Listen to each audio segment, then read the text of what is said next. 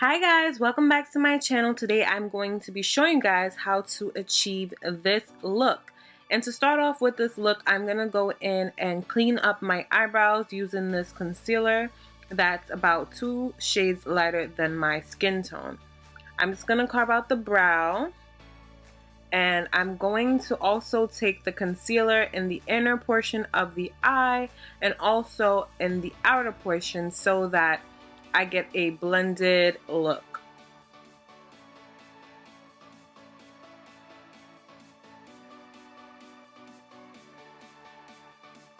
To make sure that all of our eyeshadows pop, I'm going to use a base, and what the base does is just intensify any eyeshadow that you put on top of it, and this one has more of a white tint to it. After applying my base, I'm going to go ahead and do some color correcting using an orange concealer. That will help cancel out any dark marks that tend to look blackish, bluish. And I'm going to blend that out with a brush. Using some of that Sacha Buttercup powder, I'm going to set my brow bone area just so that concealer does not move, and going in with the shade from the Nubian 2 palette. It's called Morocco. It's such a pretty orangey shade. I'm sweeping that in my crease. This is going to be my first transitional color, and it's going to help me blend. So put that in the crease in circular motions, blending upwards. From the Masquerade palette, I'm going to use the shade called Ada, and I'm going to put that slightly below where I placed the orange color previously, and I'm just going to build this up, blending it in circular motions as well. And this is my second transitional shade, and you must go in with different shades just so that you can get a really seamless blend, starting from the lightest shade to the darkest shade. My darkest shade today is called Kenya, and it's from the Nubian 2 palette. And notice that I'm putting the darkest shade on my outer V, or my outer edge of my eye. First, I'm going to sort of pat it there, and then I'm going to blend it out using some circular motions to help this look really nice and seamless in this area. Taking my previous brush and some of that previous color, which was the Ada shade, I'm going to go in and blend around those edges, and then add some more of that dark brown just in case we lost some of that intensity. To clean up the lid, I'm going to take some more of my paint pot, and I'm just going to carve out a space where I want to put my eyeshadow, and this is going to help me achieve that faux cut crease sort of look, or that half cut crease sort of look. And on top of that, I'm going to place the shade called Calabar, and this is from the Masquerade palette. It's a really pretty sort of cranberry color, and it stood out to me in this palette, and it looks really gorgeous on the lid. So just press that onto the lid until it's fully covered. Now, so that everything looks seamless, I'm going to take a dense blending brush and blend those two colors together so that they look a little bit more uniform. For foundation today, I'm taking my usual mixture of the Maybelline Matte Poreless, and I'll leave that down in the bottom bar if you are interested in knowing what shades I use. I typically put that all over my face using my fingers first, and then I'll go in and blend it with a sponge, like a damp beauty blender or a flat top sort of buffing brush. And I'm just going to clean up the top of my brow using a concealer sort of brush, and then I'm going to blend in my forehead area. For highlighter today, I'm going to use the LA Girl Pro Concealer in the shade Fawn. Again, this is supposed to be 2 shades lighter than your skin complexion. If you're going for more of a subtle or natural highlight, then you can do 1 shade. And place that in the usual areas where you want to attract light, which is under the eyes, the bridge of the nose. You can put it up in the forehead, on the top of the mouth in the Cupid's bow area, and on the chin. So do that and blend that out. And I'm gonna go in and contour with this black opal foundation stick, and I've really been loving this so far. I put that in the hollows of my cheeks, around my chin.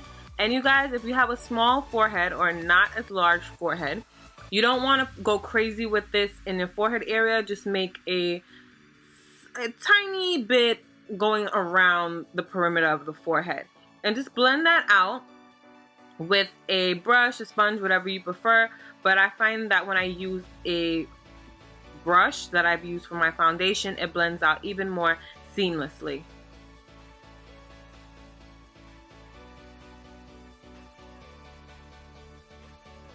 To set the under eye area, I'm going in first with a translucent powder, just because I want to make sure that my under eye concealer and my highlighted areas are not going to budge and they're going to last all day. So set those areas and then dust away that powder. I don't bake.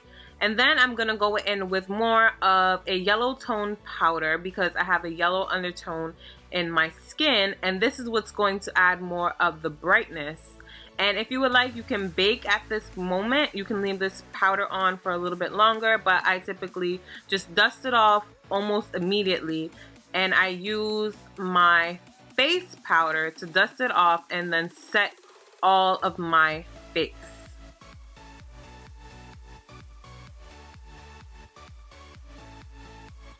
To bronze and add some more warmth back to the skin, I'm using this MAC blush in the shade Swiss Chocolate, I believe. Check the bottom bar if you definitely want to know what color I use. I'll leave it there, but I'm sure it's called Swiss Chocolate. And taking this sculpt kit from Black Radiance, I'm going to use the darkest shade to now contour. So what contouring is going to do is just add more of a chiseled sort of effect. You can definitely skip this step if you're not comfortable with it, but I like to do this. It makes my face have more structure because you look kind of flat when you just put foundation on. So after contouring my nose a little bit, just adding some shape back to that, I'm gonna put some of this Inglot gel liner in my waterline, and then I'm gonna wing out my liner today and create a wing liner look. This Inglot gel liner is honestly the bomb. I don't know why I stopped using it. I think it was probably because it kind of dries out, but now that I got Duraline, I'm a-okay with that. So taking this liquid glitter, I'm going to use that as sort of an adhesive. So I'm going to dip the brush of the liquid glitter into the powdered glitter to then apply slightly above my black eyeliner. And I'm not going all the way to the fine edge of the wing.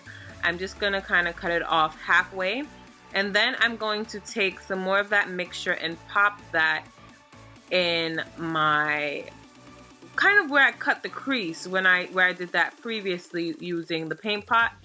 You can kind of see a line there still, so I'm kind of just pressing this on top of that line, if that makes any sense. And whenever I did to one eye, I did to the other. And I didn't show you guys because I wanted to save some time. I added some more of that Kenya color, it was a dark brown, to my lower lash line. And here I'm highlighting with those two shades from the BH Wild and Radiant palette. This palette is honestly life. And anytime somebody's asking me about my glow, it's typically because I'm wearing this highlighter. For lips today, I'm going to use this MAC pencil. I believe it's in the shade Night Moth. Again, check the bottom bar. And I'm also going to put on top of that Velvet Teddy, which is also by MAC. And this is the finishing look. I hope that you guys enjoyed it. Don't forget to like, comment, subscribe, and I'll see you guys in my next one. Bye!